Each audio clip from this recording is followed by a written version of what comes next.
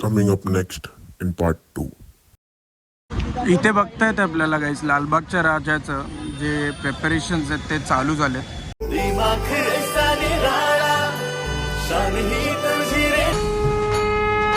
चिंचपोकळीच्या चिंतामणीचा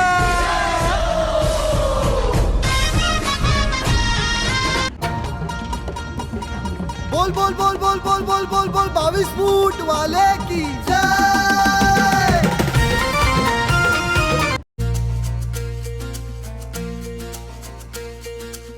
रम्य तुझे रूप बाप्पा अमुसा तू गोड गणपती.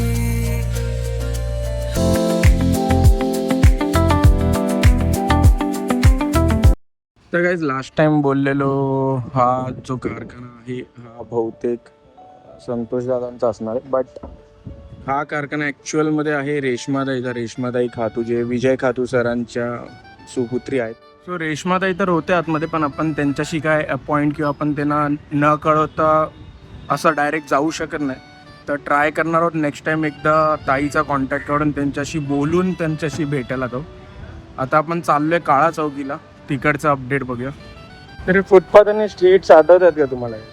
कारण की गणपतीच्या टायमाला लालबागच्या राजाची लाईन थेट तिथपर्यंत असते, एंडपर्यंत. आणि आपण सध्या चाललोय काळा चौकीच्या गणपतीकडे.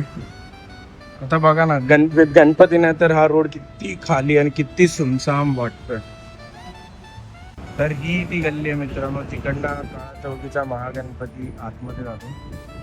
तुम्हाला आता विचार पडला असेल की या गल्लीतून गणपती आतमध्ये कसा जातो. तर मोस्टली जे तुम्हाला पत्रे दिसतात ना म्हणजे फोल्डिंगचे दिसतात. तर गणपतीच्या टायमाला हे जे पत्रे ते फोल्डिंगवरती येतात आणि बाप्पाचं इकडनं आत जातं. तर कालच जे आहे ते काळा चौकीच्या महागणपतीचं पाठपूजन झालं आणि ट्रॉली पोचली आहे परेड वर्कशॉपला. आपण सध्या चाललोय इकडनं कलागंधमध्ये जाणार आहोत परेड वर्कशॉपमध्ये.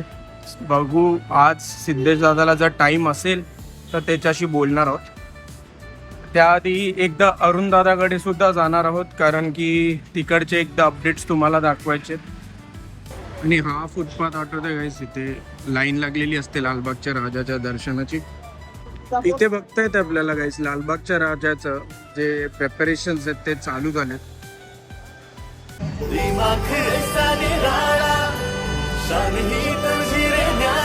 राजाच्या मूर्तीजवळचं कोणाला काही शूट करून देत नाही आहेत. तर आपण इथे बाहेर गल्लीमध्ये करू शकतो, पण पुढे तिथे मंदिराजवळ आपण काहीच शूट करू नाही शकत, कारण की ऑलमोस्ट डेकोरेशन दिखाव्याचं काम चालू झालं त्यामुळे. सो नो वरीज, रूल्स आहेत किंवा काही स्टिप्युलेशन्स आहेत ते आपल्याला फॉलो करावेच लागणार. तर आपण चाललो आहे दुसऱ्या ठिकाणी, तिकडचे तुम्हाला प्रिपरेशन्स वगैरे दाखवेन. तर चिंचपोकलीला उतरलात ना गाईस, लाईक ह्या ब्रिजवरनं खाली येऊन तर इथे बघाल तर खूप सारे असे छोटे छोटे गणपतींचे कार्यशाळे उभारण्यात आलेत. इथे झालं, समोर एक झालं, त्या समोरच अजून एक आहे चिंतामणी गणेश संस्कृत. तर आपण जाणार आहोत एक एक आतमध्ये बघणार आहोत कसे मूर्ती आहेत आणि काय आहे. तर पहिले अट्टुल सागर आर्ट्स, चला आतमध्ये जाऊन बघूया. आणि आतमध्ये सर्वप्रथम जे दर्शन झालं ते म्हणजे आपल्या लालबागच्या राजाचं. नेक्स्ट आपण गेलो आर्यन आर्ट्समध्ये आणि इथे बघू शकता तुम्ही बाप्पाचे किती सुंदर अशा मूर्त्या आहेत. आणि एकदम ह्या ज्या मूर्त्या आहेत हे ऑलमोस्ट 1 फुटी ते 1.5 फुटी मूर्त्या आहेत, पण बघू शकता किती सुंदर आणि किती बारीकीने ह्या मूर्त्यांवरती काम केलं आहे. बाप्पांचे डोळेसुद्धा बघू शकता तुम्ही किती सुंदर आहेत आणि खूप आनंद वाटतं अशा मूर्त्या बघून. तर इथे बघा कुठे ना कुठे नारायण अवतार आहे, कुठे विठ्ठलाचा अवतार आहे, श्रीकृष्णांचा अवतार आहे आणि आपल्या लालबागचा राजा तर आपल्याला सगळीकडे दिसतो. आणि हे बघा गाईस, इथे आल्यावरती मला कोणाचे दर्शन झाले ते चिंचपोकळीच्या चिंतामणीचा. तर अशा यांच्याकडे 4 फुटी 4.5 फुटीच्या सुद्धा खूप सुंदर सुंदर अशा मूर्त्या होत्या, तुम्ही बघू शकता. तर इथे साईडला बघाल तर असे खाली बसलेले लाईक काय काय लोकांना पाहिजे असतं एकदम सिम्पल सेटिंगमध्ये बाप्पा, ते सुद्धा होते यांच्याकडे 4-4.5 फुटामध्ये. बघू शकता किती सुंदर अशा मूर्त्या आहेत बाप्पाच्या. आणि पुढे गेल्यावरती जे मी बघितलं ते बघून मी बोल बोल बोल बोल बोल बोल बोल 22 फूट वाले की जय.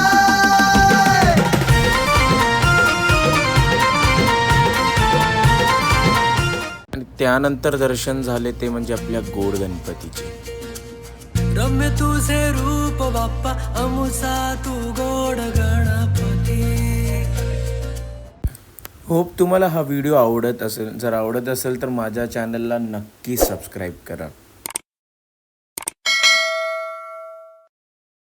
आता आपण अशा ठिकाणी जाणार आहोत जिथे फक्त मुंबईच नाही तर खूप लांबनं लोक येतात त्यांचे इन्स्ट्रुमेंट्स ठीक करायला. तर चला तुम्हाला दाखवतो आपण एक्झॅक्टली कुठे जाणार आहोत ते.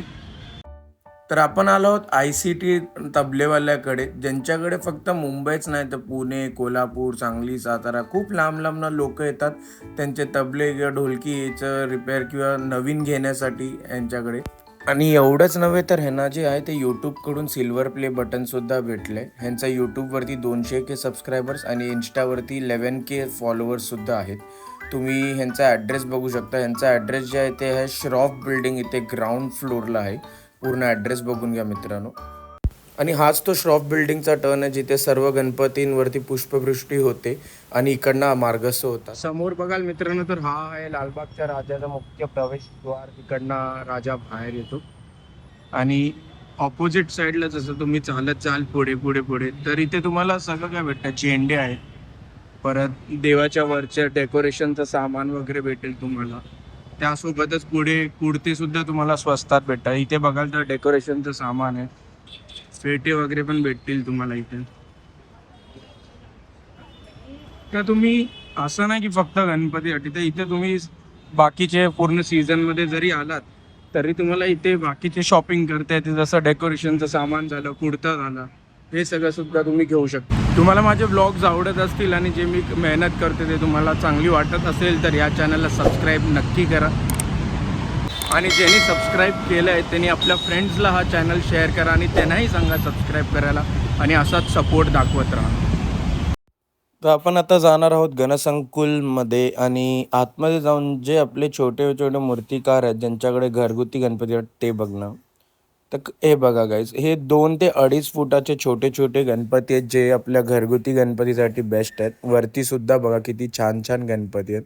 आणि मला जे सगळ्यात भारी वाटलं ते म्हणजे हे छोटे छोटे वारकरी बोलू शकता तुम्ही, किती सुंदर दिसत आहेत.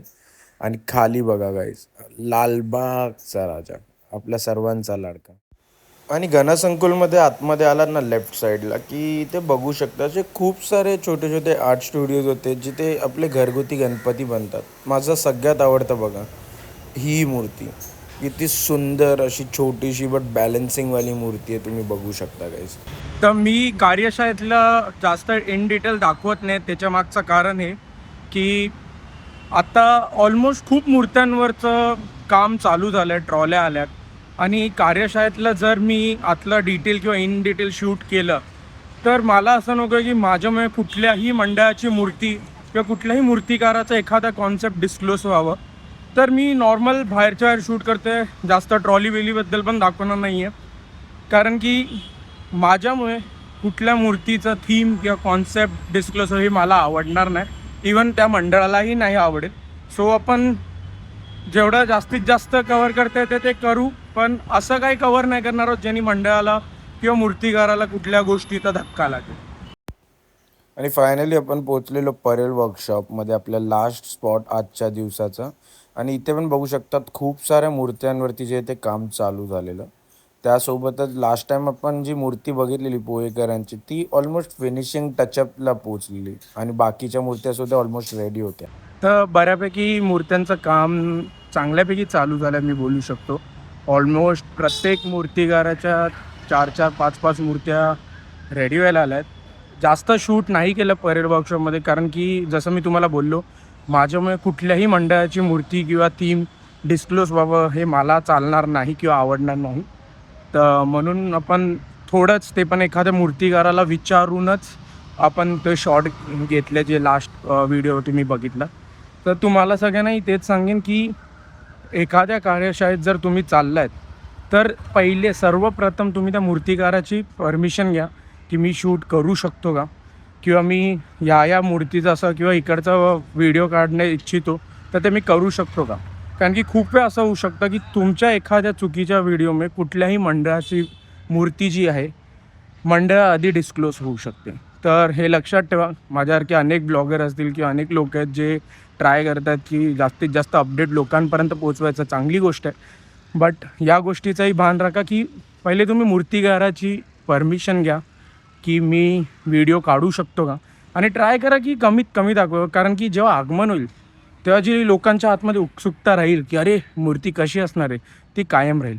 आणि तुमच्या एखाद्या ब्लॉगमध्ये जर एखादी मूर्ती डिस्क्लोज झाली तर त्यांनी काय होणार आहे की मूर्ती मागे जे लोकांना टेम्पटेशन असतं किंवा एक आकर्षण असतं की अरे ही मूर्ती किंवा ह्या मंडळाची मूर्ती कशी असेल, ती ऑलरेडी क्युरियोसिटी निघून जाईल.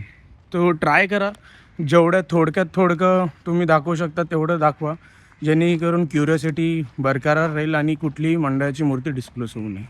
सो भेटूया नेक्स्ट ब्लॉगमध्ये. See you guys.